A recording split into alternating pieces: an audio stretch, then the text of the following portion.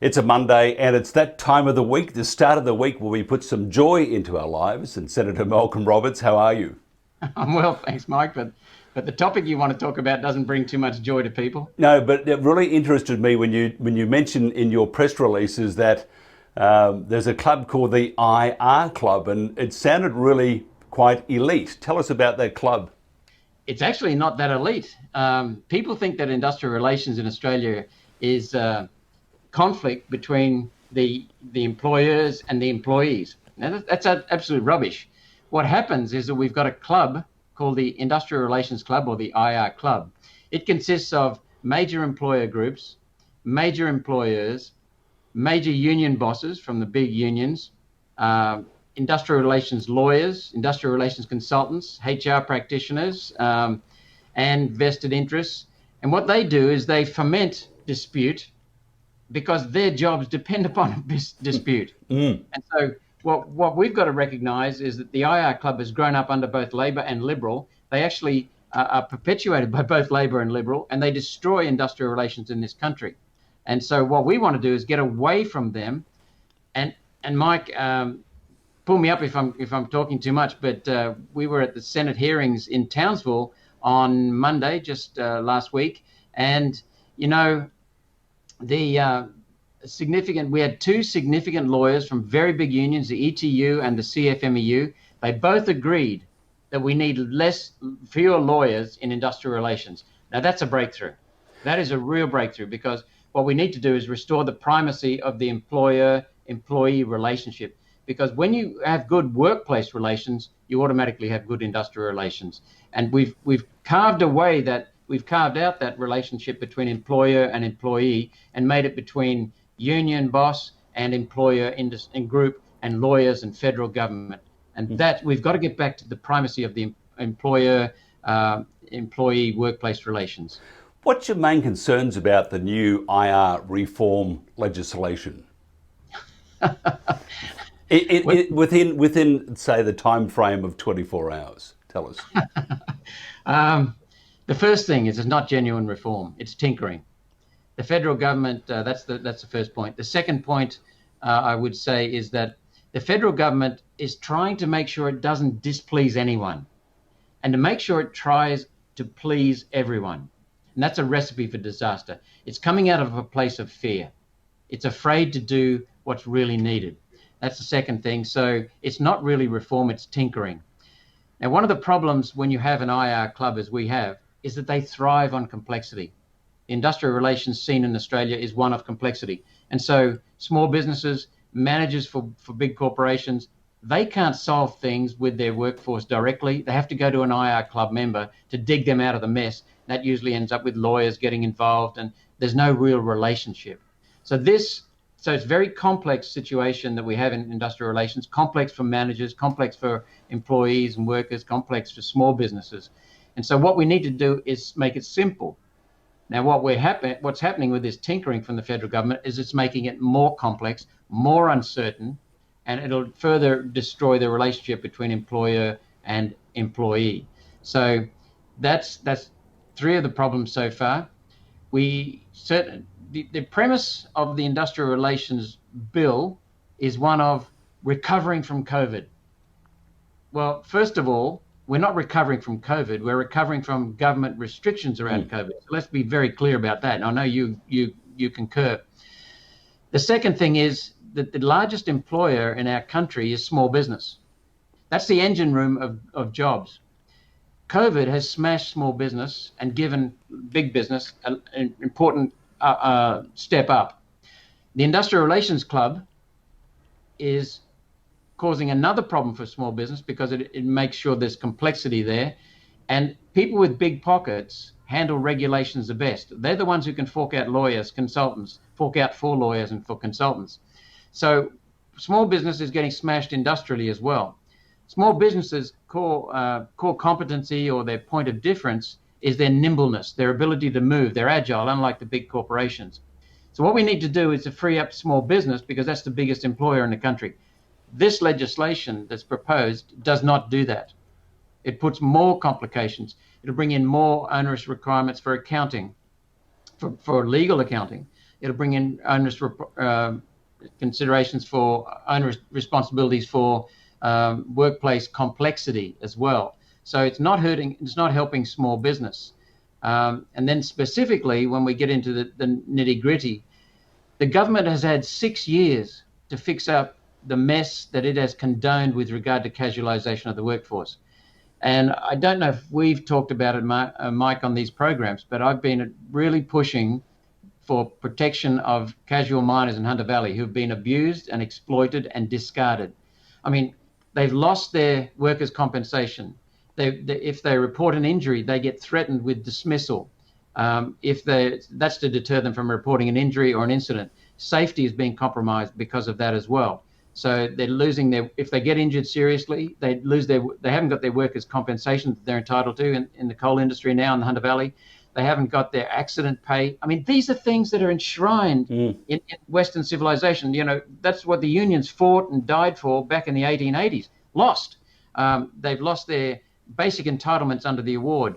They work 52 weeks a year without a break. They also have 40% less pay at Mount Arthur Mine, for example, than the fellow sitting right beside them in the next truck doing the same job, same responsibilities, 40% less pay. And so we also have long service leave entitlements that have been cropped. And when the workers go to put forward their discrepancies in their entitlements, they're not trusted until we came along. And then we started holding long service leave, coal long service leave accountable in the Senate, and we're starting to get some changes there. But I mean, it's an absolute disgrace what's going on with casualisation. The remedy, though, has only been put forward now by the government because some of their big business mates have started to wake up that they're exposed. The Labor Party has ignored this entirely in the Hunter Valley until I started coming out and raising hell with it. The member for the Hunter Labor Party's Joel Fitzgibbon, he has also not only ignored this. We had one case of one worker wrote 6 times to Joel Fitzgibbon, no response for any of those 6 times. But when I came out and said it's not just casualisation, it's the destruction of entitlements and safety safeguards, he basically ridiculed me and rubbished me and said this is all nonsense. Well, now it's coming out bit by bit. So we've got the federal government in damage control mode trying to protect its big business mates who are now exposed as a result of a court case last year and the year before. Do you see, Malcolm, though, I mean, what are we now, a year into COVID, or just on a year? Do you see, and we've often talked about it, you and I, about how the big will get bigger and the small get smaller and the government control becomes even more controlling. And we talked about global reset, whether that's a bit too left for this conversation. But do you see, though, that the big are getting bigger and the small are getting smaller? And you can really, I'll be polite here, you can really create some sort of smoke screen that people can't see the real issues, such as the 445,000 small businesses in Queensland, for example. And they've got this bureaucracy that is just getting bigger and bigger. And at the end, you throw your hands up in the air. So when you do that, what do? You go to the government for, to keep you alive, just. So therefore, you have this, like this great global reset. The big get bigger, government gets bigger, and the small get smaller.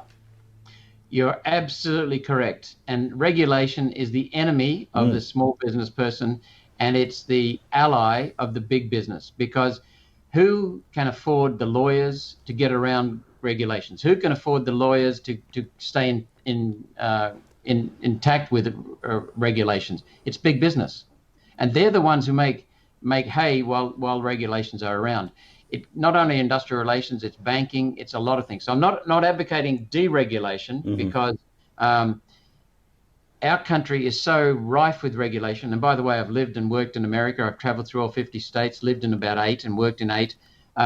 America, well, you have too. America is beset with regulations. It's socialist at its core. Government controls so many industries over there, and they're doing it for the big players, exactly as you said. And the people pushing the Great Reset are big business. And they make the money out of it. What do you see as the most important things needed right now to support business while also protecting good employees? In terms of the industrial relations bill, I'll get onto that in a moment. But in terms of the country and generally what's needed for business and employees is honest governance. We have got away in this country from policy that's based on data. We have now got opinions, vested interests, ideology driving, and political survival driving policies in this country. It's right across. It's water, it's property rights, it's the ability to own and control our own property, it's taxation, it's energy. I mean, these are fundamentals, Mike, and they're being destroyed before our eyes. Energy policy, there's no data driving it. It's contradicting the data around climate. So what we've seen is the destruction of our country. So we've got to come back to policy that's based on data, objective facts, observations, real observations, and people's needs. So that's the number one thing we've got to do in this country.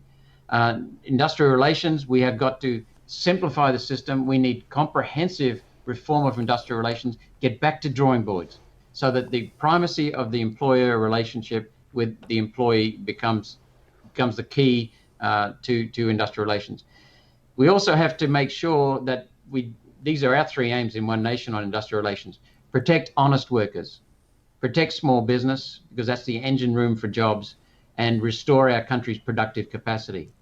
And that comes back to that employer-employee relationship again, because the people, when you empower the employee and the employer, and they're both free to really produce, then you see all kinds of things. Australian workers, I've worked with, I've seen Chinese workers, I've worked with Americans, Canadians, I've worked with Asians, I've worked with Indians, I've worked with Pommies. You know, I work with anybody, but no one will beat the Australian innovation, innovation, and also that initiative. And when you get an Aussie fired up, get out of the way, because that's all he or she needs. The trouble is with Aussies is they're not so easy to fire up when you've got poor management and poor leadership. And our country is very badly led, and there are so many people disgruntled. But we need to free up industrial relations. We need to make sure that small business in particular has the freedom to start to really exercise their talents and their innovation. Okay, here's my little surprise question for the day, and you're the lucky one. You went for a walk through Townsville. You saw a lot of shops that are closed because of probably COVID, or it is because of COVID mainly. Okay, they're all shut. What would happen if they stretched this lockdown or locked the borders, and they've got Palaszczuk running from tree to tree, stamping out the coronavirus. There's one over there, jump on it. Then you got McGowan doing the same thing. Then you got Dan Andrews. Well, he's got some good lawyers, so I won't say anything about him. But stretch this out, 6 years. They're saying two lines of thought: that the world is going to go through this COVID norm, which is not normal, for 6 years at least.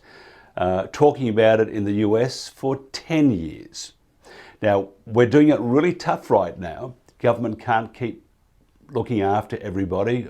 We become a socialist-communist society.